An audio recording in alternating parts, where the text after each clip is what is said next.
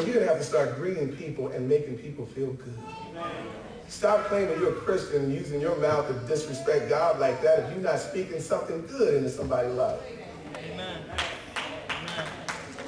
You're embarrassed in the name of God when you call yourself a Christian and you judging people. This young man sat here and read about how a homeless person doesn't even get a smile from a Christian. People get shot in front of a church every day because the churches, a lot of churches in the hood, and nobody get out there and march for anything. Because we scared. And we talk junk about what they're doing in Iraq. They're dying for what they believe in, whether it's right. How many of y'all gonna die for God? Quit bragging on what Christ sacrificed for you and start sacrificing something for him. He was at the cross. He sacrificed for me. And because of him, I'm saved. Because of Calvary, you can sing that all you want. How often does God smile because of you? How often does Jesus Christ smile because of what you're doing? How about we start making some sacrifices? It is time to start doing good. Man, it's time to start doing good. There's nothing wrong with doing good. Having money is what? Oh, having money is good. But when you share your money, it's even better. Having money is good. Are you a good steward over your money?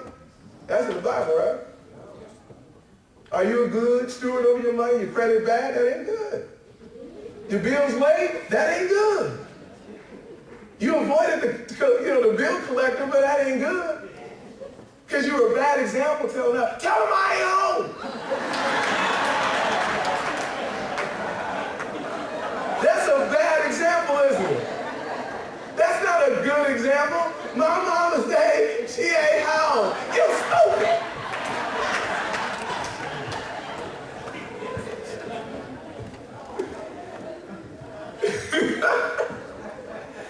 And you want to whoop them because of something you did bad. Didn't I say you didn't have to tell them I ain't home? Some of y'all probably just did that yesterday.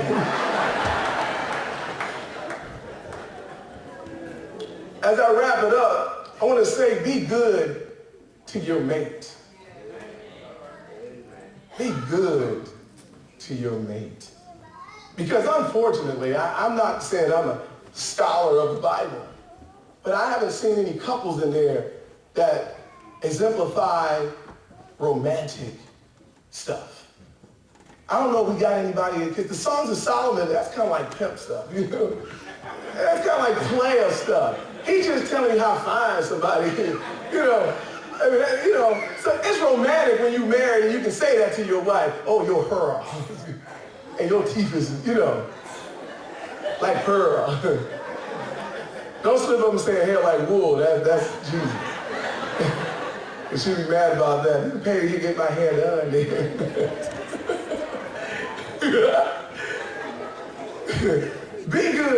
Be good to your spouse.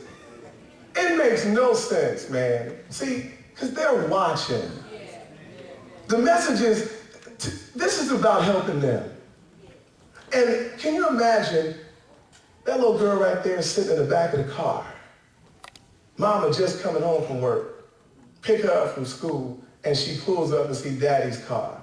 And mommy said, oh, he home.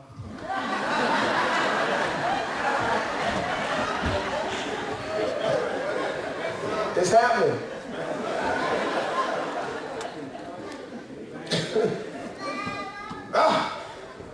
Had to deal with your mom.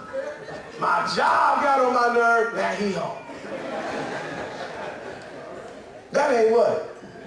That ain't good. Fellas, you with your little boy, and he's like, boy, your mama crazy. I'll tell you what, women ain't got no sense. Men, them women, that ain't what? That ain't good. I'm not married, so it's easy for me to say, huh? I know y'all like Busta, you don't know. You don't know. But I've been married 29 years. Going in August. Then I got remarried for almost 8 years. So overall, I've been married 8 and 29 and something. 37.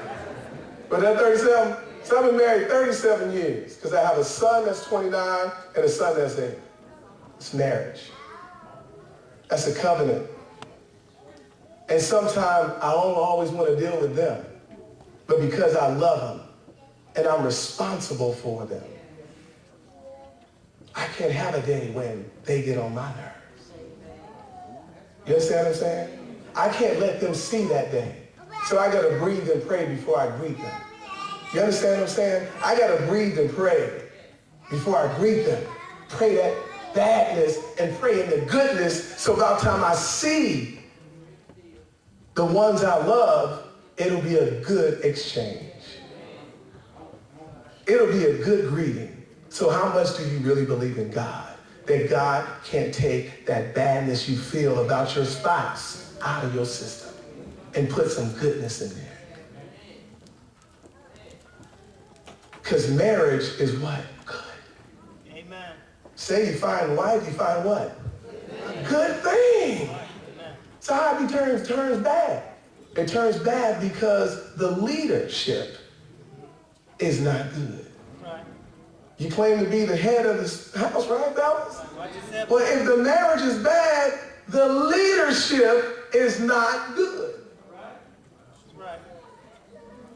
If the child is bad, it's because the leadership is not good.